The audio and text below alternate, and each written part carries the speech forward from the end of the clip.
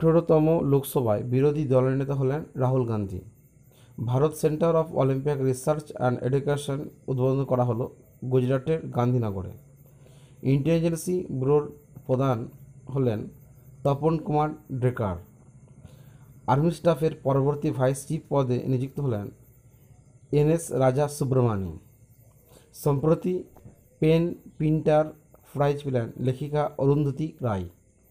আন্তর্জাতিক টি-20 ক্রিকেটে 200টি ছক্কা মারার প্রথম খেলোয়াড় হলেন Rohit Sharma. One week one theme campaign launch করলেন ডক্টর জিতেন্দ্র সিং।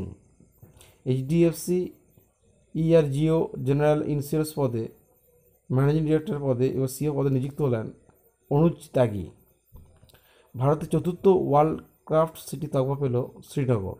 ভূগর্ভস্থ কয়লা গ্যাসীকরণের জন্য ভারতের প্রথম পাইলট প্রজেক্ট লঞ্চ করা হলো ঝাড়খণ্ডে। বিশ্বের প্রাচীনতম উইপোকার ডিবি পাওয়া গেল দক্ষিণ আফ্রিকায়। ন্যাশনাল অ্যান্টি ডোপিং এজেন্সি দ্বারা পুনরায় সাসপেন্ড হলেন বজরং পুনিয়া। দিল্লি এয়ারপোর্টে fast track immigration trusted traveller programme উদ্বোধন করলেন অমিত শাহ।